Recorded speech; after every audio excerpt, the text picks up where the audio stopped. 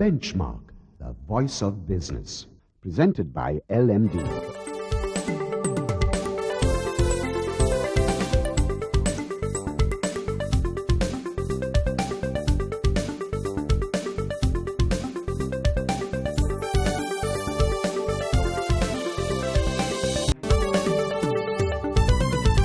On this edition of Benchmark, Dr. Binod Chaudhary, the chairman of Nepal's Chaudhary Group, is our guest on Spotlight today as we assess Sri Lanka's prospect as an investment destination. Next, LMD columnist Hasita Prem Ratna discusses market confidence and offers some advice to investors. And the final word goes to Travis Gomez, the product head of Frontier Research, who reflects on the tourism sector's achievements in 2018 and the challenges for the year.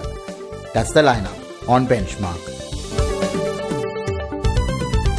Hello and welcome to the Big Picture Business Program Benchmark. I'm Savitri Rodrigo.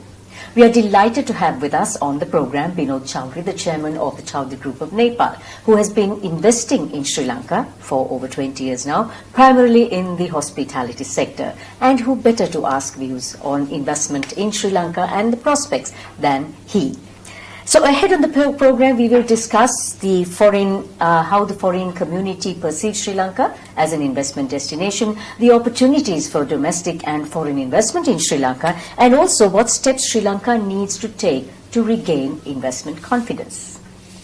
Binod, welcome and congratulations on your Lifetime Achievement Award given by Think just recently on your contribution to the hospitality sector. It's a pleasure, always. What is your assessment of Sri Lanka as an investment destination? I think my hunch and my trust on Sri Lanka's fundamentals being very strong, even at the time when practically nobody wanted to look at Sri Lanka some 20 years ago, has proven to be right.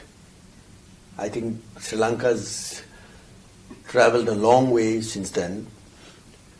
There have been ups and downs. We still see ramifications of the fragile political setup even now. We're not talking about Sri Lanka has moved away from the times of insurgencies and terrorism, which is probably a character of South Asia. It's not, Sri Lanka is not alone. But despite, I think, Sri Lanka's done extremely well. I mean, you see tall towers all around. I think that speaks of at what pace the Sri Lankan economy is going forward. This also is a reflection of people like us. Okay, probably I should exclude myself from this crowd because we came here when nobody wanted to come. But even those who were highly calculative, they did not believe that Sri Lanka has a sustainable business model at that time in terms of traffic. And Sri Lanka will be able to deliver a high rate in terms of, the quality of the tourism and hospitality. They're all lining up. You spoke of political ramifications. Now, don't you think that political stability is a key ingredient when it comes to someone thinking about investing in any country for that matter? Well, I believe that, sometimes all these kind of factors give you, to a certain extent, create to a certain extent an entry barrier. Okay? Perception-wise, in terms of the psychological apprehension. Many countries do not even want to look at countries where there are ongoing political issues. So that insulates, to a certain extent, the investment opportunities for people like us. It is not a typical environment where everybody would like all the boxes to be ticked, before they make an investment decision. Okay? I mean, it's not but they're happy with a 4% return in Singapore or in London or in, or New York or Japan. I mean, here you may deliver a 30% return, and still they'll find it difficult to come. So I think, I wouldn't call it an essential component, but I think it's a trade-off. So the World Bank estimates that Sri Lanka's GDP growth for 2018 will be 3.9%, and for next year 4%, and the year after that 4.1%. In reality, how is Sri Lanka's investment potential perceived by the foreign community? Okay, first of all, I'm also disappointed. I think Sri Lanka should do much better than a 3%, 3.5% GDP growth. I think it should be there in the range of 10%, if you ask me. I think that's where the South Asian, by and large South Asian environment is. That's around the 8 to 10% is the range where Indonesia and Philippines in the ASEAN are hovering around, you know. Some of the states adjoining, some of the states similar to adjoining Sri Lanka in India are scoring, which has a pretty much a similar kind of a ecosystem in terms of natural resources and, you know, the market environment as well as the let's say demography. They are scoring that, and so I think I don't know. I'm not an expert on Sri Lanka, but why Sri Lanka should not be able to achieve an accelerated growth is a question that also comes to my mind. Okay, the recent political, which has, I'm sure, have had a dent on the 2018 GDP growth figures, but even otherwise, I think somewhere I think the country's structural issues need to be addressed. I think maybe the development is being not highly, you know, as required homogeneous. It is maybe centered only in Colombo city. Maybe it is one sectorial concentration.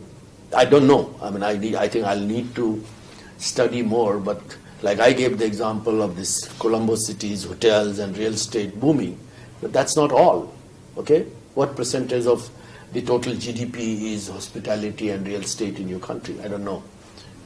So I think one has to look at the larger structural issues. And I think there is a need to really reinvent the economic policies, okay, from a new perspective. I think all South Asian governments, and I include my own government in that spectrum, need to sort of little bit move away from sort of just talking about, you know, only the good, brighter sides of the economy and what we have done. I think we have to start focusing on what we have not done and what needs to be done to break that barrier. But you do realize when politicians drive a country, there is little room for long-term vision, let alone medium-term vision. Yes, I agree.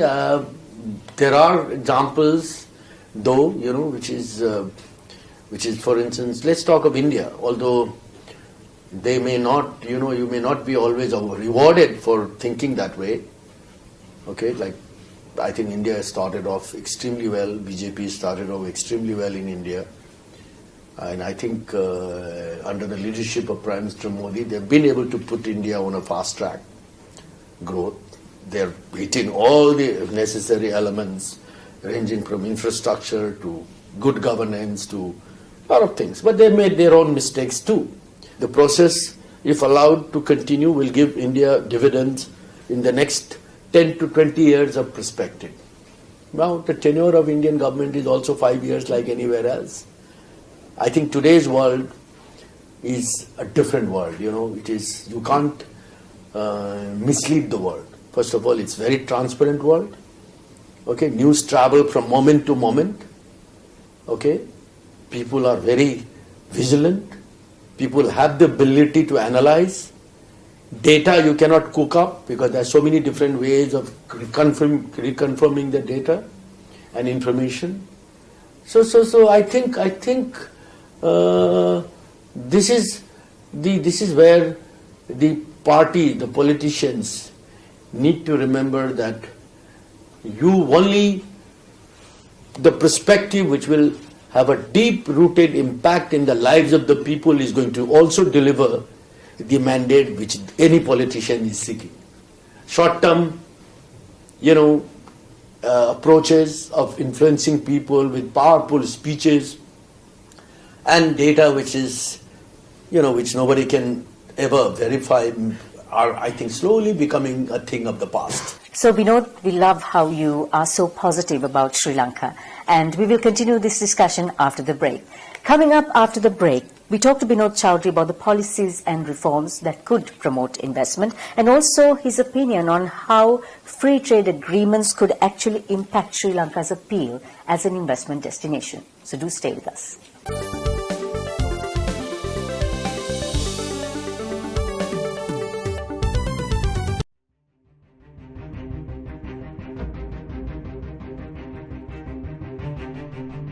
When we entered the industry in 1995, a new star was born as a fully owned subsidiary of People's Bank. For those seeking to grow their businesses, PLC provided the seed.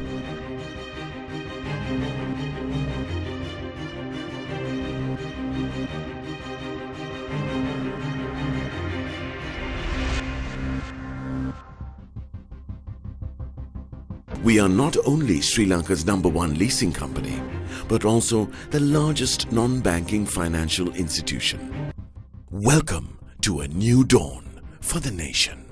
Introducing People's Leasing and Finance, PLC.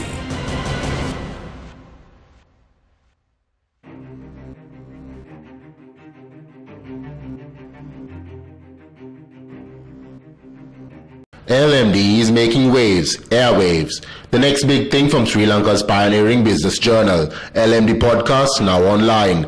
Listen to our articles on the go at www.lmd.lk. Select, play, listen. It's that simple.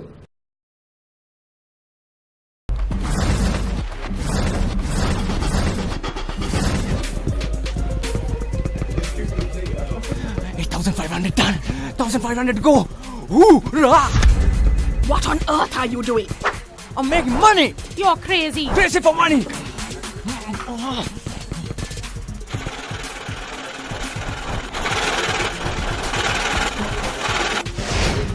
10,000 steps done. Who the man? I do it every single day. Show me the money.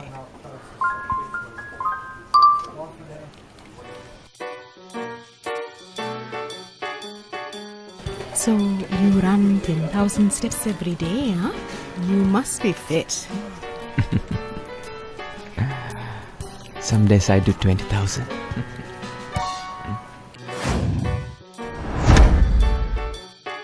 Hoorah!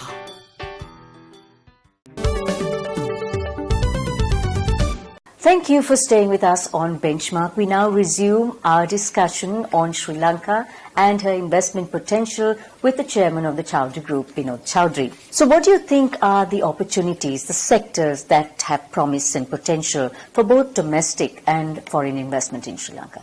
I think I think on the hospitality side, Sri Lanka is moving well, but still I like to see more investment outside Colombo.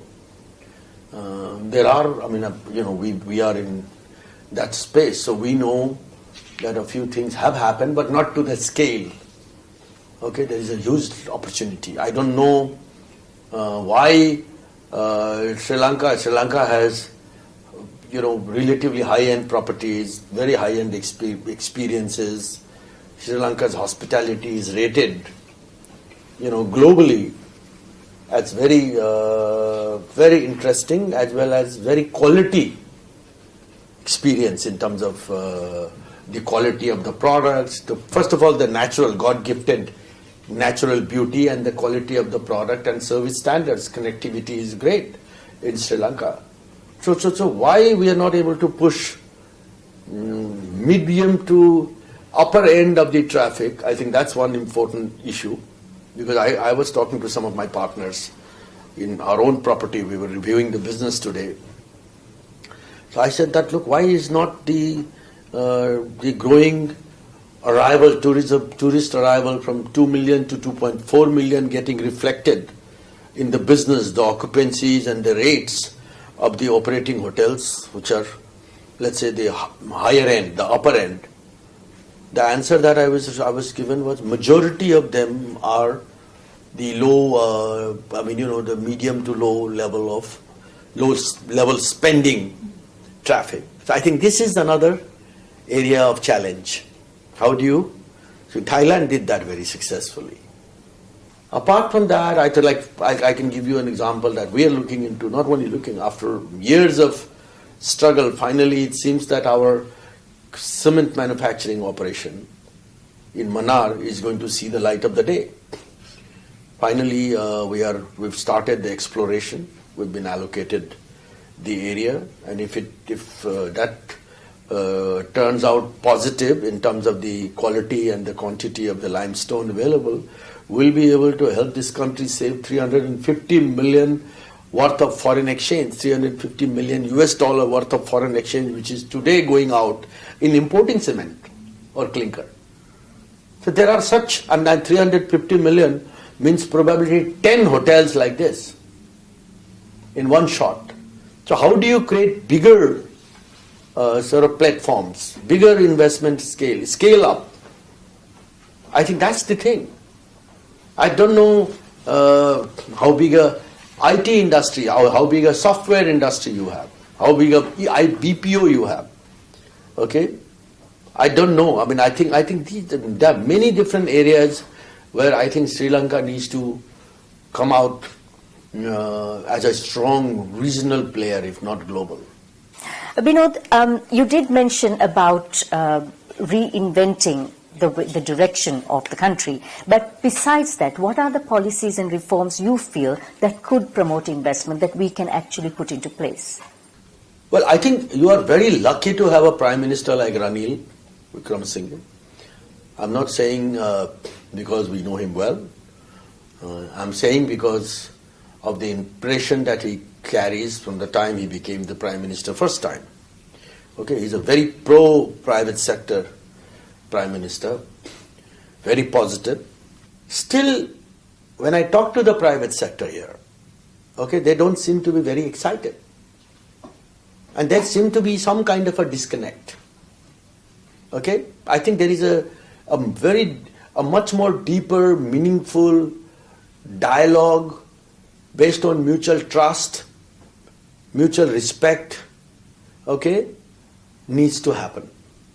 I think that needs to be promoted. I think we need to because that's what is going to create new areas, new avenues for a renewed sense of confidence in the economy for people to invest. We've already inked a couple of free trade agreements, and we're looking at signing a few more with India, Thailand, Bangladesh, Malaysia and China. How would free trade agreements actually impact Sri Lanka's appeal as an investment destination? First of all, I mean, I don't know, Sri Lanka through the FTA can benefit provided you can offer a very competitive export base, make Sri Lanka into a very competitive export hub, which means that all the components which are essential for setting up the facilities as well as for production, the cost of productions have to be competitive. Okay? I think what needs to be understood, what needs to be judged is, can you compete? Like we are, whether we like it or not, we are sitting with two of the world's biggest factory, there is a particular word, the factories of the world. Okay? On one hand China and on the other hand India. Even Indians are finding it very difficult to manufacture, to compete in many of the manufactured items in India with the Chinese. As much as Chinese are finding it difficult to compete with India on the softer side. Okay? So you have on the both sides, you have a soft industry, huge global player as well as a manufacturing on the manufacturing side. Now can you have the Chinese come and get into export-oriented industry in this country? Because there is a huge Chinese presence, okay, including the big port city which I see every morning when I wake up. Okay, I've seen them active in real estate, I've seen them in hotels, but are they setting up the manufacturing industry which is going to earn Sri Lankans the scarce foreign exchange reserve and is going to mitigate your balance of payment problem? Traditional industries are getting out of place. That's a good news. A country which was not competitive for a particular industry yesterday may become suddenly competitive today because the nature of the industry is changing, right? There is disruption happening. Okay, the way you do business is changing. So are we ready for that disruption? I think so. Every country, you have only two choices. Either do you disrupt or you get disrupted. I don't think you stand a third choice. Many countries who could not rise to the occasion, they vanished. Many companies have vanished, like the Kodaks and the Blackberries of those sort. But those who have been able to sort of think ahead of its time, and the new generation, the new breed of tech-savvy generation, they've done it. They don't have to come from New York or from Washington, D.C. or from London. If people can do it from Central Asia or from, some of these countries which are still struggling, for instance, Ukraine. WhatsApp was invented in Ukraine. Okay, so it's not there is no the monopoly of the big countries and the monopolies of the big B schools in the world has ended.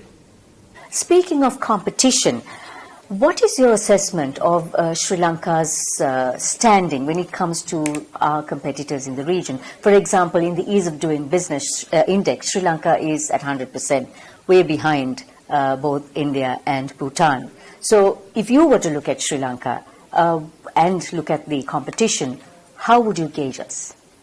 To me, it's a great country to invest and to work. Maybe because I'm a bit biased. Okay, I think I've always received great support, great encouragement. Okay, so I may not be the right person to give you a very accurate answer, and I'm except for some sort of bickering that I always hear from the private sector colleagues here, that the government doesn't listen and the government is not open to criticism, etc. I've not heard of any major debacle which is prohibiting investment in this country.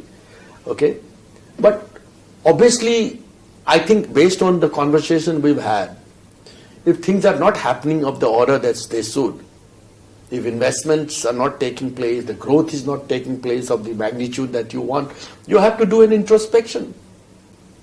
You have to again look at it. Why?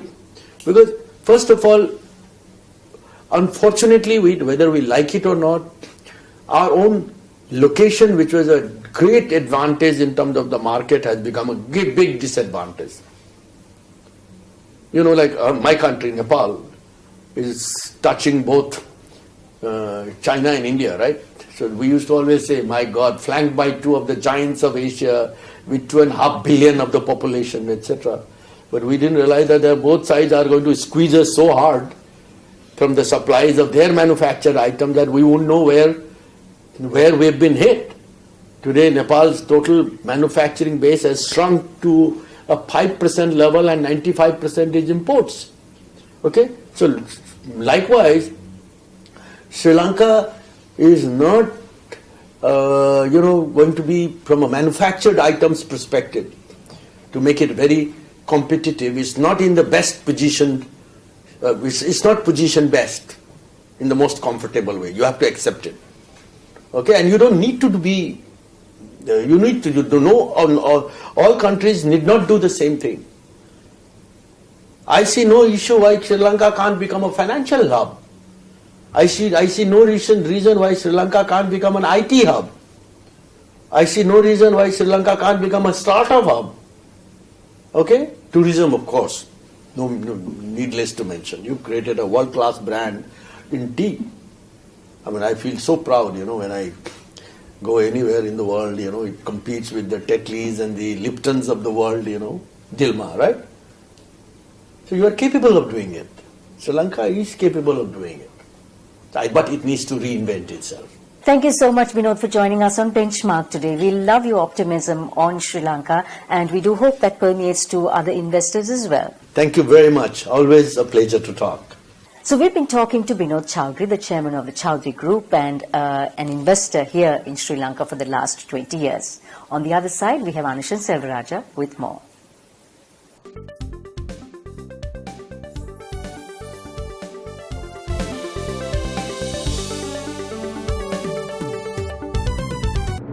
Sri Lanka's #1 leasing company is now the nation's largest and highest rated finance company with 2 international ratings. Let us move the nation as one with People's Leasing and Finance PLC. LMD is making waves, airwaves. The next big thing from Sri Lanka's pioneering business journal, LMD Podcast, now online. Listen to our articles on the go at www.lmd.lk. Select, play, listen. It's that simple.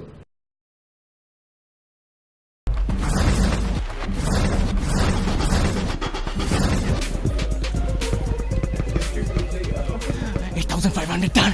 1,500 to go. Hoorah! What on earth are you doing?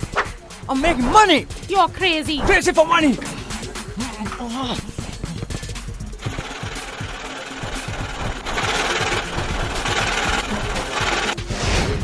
10,000 steps done. Who the man? I do it every single day.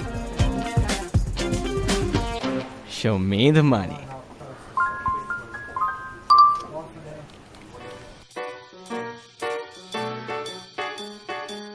So you run 10,000 steps every day, huh? You must be fit. Some days I do 20,000.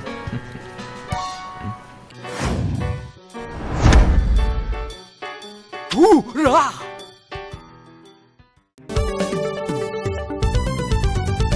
Hello and welcome back to Benchmark. I'm Anshin Selvaraja. Now for a closer look at the latest on the bourse, joining me is market analyst and LMD columnist Hasida Premratnam. Welcome back to the show, Hasida. Now, just to start off with, how is the bourse performing at this point of time? I think the market has been pretty volatile, and in fact it has not been able to get into any one direction. We've seen the gold share price index picking up slightly above 6,000 levels and then again correcting below 6,000, hovering around 5,900 point range for a few weeks now. Obviously the activity levels also have not been so significant, though the new year has started and new funds are available to come into the market. We've not seen too much of infusions coming in either. So foreigners last year were net sellers, particularly in the last 3 months. We've seen significant net selling from the foreign front, which has been a little bit of a concern because foreign activity has been quite significant last year, and foreign buying also have been quite good. But unfortunately, the last 3 months we've seen substantial net foreign sales, which was obviously part of the conditions that took place in the country and the political uncertainties that prevailed, which contributed heavily towards that behavior. So, New Year, Hasida, so what are the challenges that the bourse could face in 2019? I think the critical issues that surround the market this year is the political uncertainty, because this is an election year or just heading towards elections. So next year we have 2 elections for which a lot of political involvement will come in this year, and then in the meantime with presidents and the prime minister's relationships on how they will work together, which leads to head of the government and the government, how they will work together is something that everybody is looking at, and there have been obvious disagreements and very clear confrontations that have been seen, which is not going to help obviously policy making or any strategic directions. But having said that, I think the development work is going on, and growth rate for last year was below about 3.5%. So that's something that kind of hurt the overall job market, overall economic conditions, and in the meantime, of course, the inflation has been low. So broadly, I think the important thing for 2019 is to see that these development projects continue. So we've seen the Southern Expressway extension to Hambantota happening. We've seen the outer circular road connecting Kadawatha and Paliagoda continuing. We've seen part of the central highway between Mirigama and Kurunagala being done. These 3 projects are expected to continue this year. In the meantime, we saw the Port City project the completion of soil filling, and now starting on to construction work. Parallel to that, the Hambantota port started to get commercially activated. The zone is expected to have certain construction and factories coming up in Hambantota. So that whole development angle is starting to come in a bigger way in 2019. In the meantime, smaller projects on ground at a ground level are moving in with housing schemes, etc., railway expansions, LRT. So many important strategic projects are to start and or end this year. So it's a very important year from a development projects perspective, and sincerely hope that the political issues will not hinder those development activities and the completion of some of those development activities, which will be essential. In terms of our export sector and bringing in FDIs, has enough been done over the past few years to make the export sector more viable for investment? I think the export sector has two elements. One is the big projects, other one is the SME angle to it. I think both are equally important because the SME is the backbone of the economy. So there have been a lot of work that the Export Development Board has been doing in the last so many years to develop strategies around how the small and medium timers at a village level come out with different export oriented products, and especially focus on taking them into markets like Europe, India and even China for that matter. In that context, the duty free benefits to Europe and then an FTAs being negotiated at the moment should help that cause. In the meantime, we've also seen some of the bigger projects like the tire manufacturing is a big project that is coming out in the country, which is a big FDI, which will give a huge export boost to the country. And then some of the Chinese projects that are coming out in Hambantota port related to cement, metal, etc., again are focused on exports. So I think it will be important to understand that these export-oriented investments have actually happened and is happening, and these projects can actually take off to the next level. Thank you for joining us, Hasita. Thank you. That was market analyst and LMD columnist Hasita Premratna. We'll be right back after a short commercial break. Stay tuned.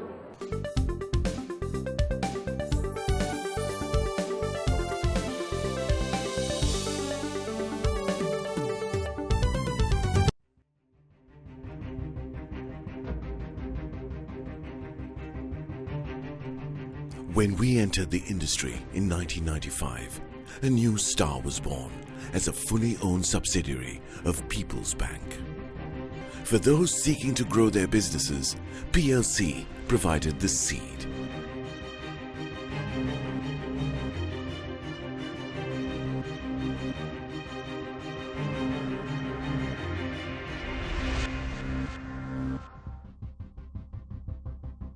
We are not only Sri Lanka's #1 leasing company, but also the largest non-banking financial institution.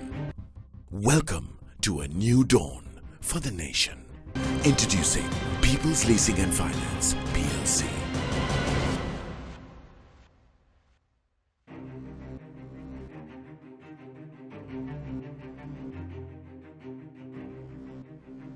LMD is making waves, airwaves.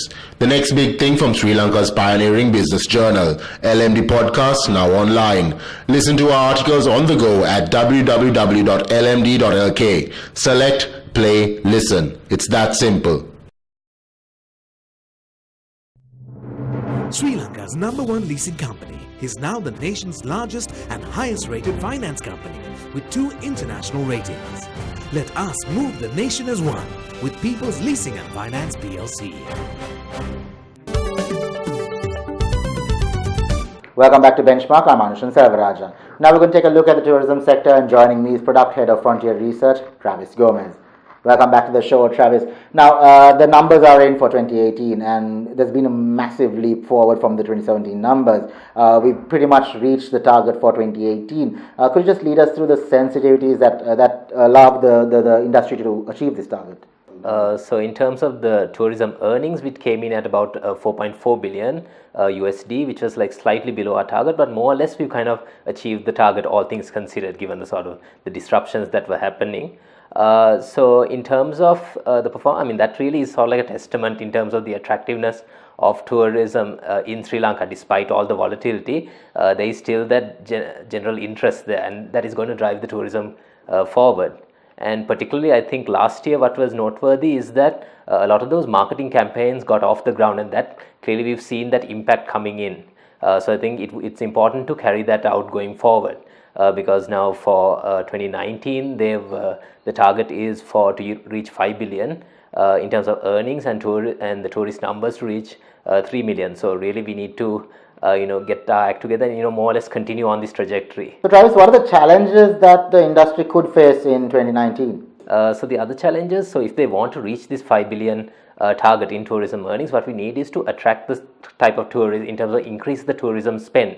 And one thing that is encouraging, what the data has also been showing, is that the guest nights in Colombo has been going up. So in other words, more what you're seeing is more of those business tourists are coming to Sri Lanka, which is who are typically tend to be the higher spenders as well. So I think we need to focus more on attracting that category as well. So partly the things are being improved because we are seeing more of the foreign hotel chains being set up here, and plus some of the convention space and things like that are getting set up in Colombo. So that would really improve it. So we need to, I think, focus on that strategy. Now the target of 3 million visitors for 2019, does Sri Lanka have enough in terms of room space or accommodation to cater to such a large number? Yeah, so even if the the formal hotel sector is not picking up, what we've seen is that there's been a rapid growth when it comes to the informal sector. So now I think in terms of the numbers, almost like 50% of the tourism, the room accommodation is from the informal sector. And definitely that's a positive thing to encourage, but at the same time you also need to have some regulation in place to not to to avoid like some dangerous situations or like safety and things like that. So you need some regulation in place, but at the same time it's also coming about because this is what the tourists also want. More of them are coming for experiential tourism, and one of the sort of the research that had also come out has shown that there's a lot more like tourists who are coming in on their own. Like in the past it was more like families that were coming, now there's more solo tourists that are coming. So again, they are looking for that experiences and things like that. So when it comes to informal sector, they might be more better positioned to cater to that. So we kind of need to, so even if the hotel operators which haven't been doing so well, even if they are reluctant to expand, I think through the informal sector, I think we can meet this. Thank you for joining us, Travis. Again, thank you. That was Product Head of Frontier Research, Travis Gomez. Thank you for watching Benchmark, and we hope to see you again next time.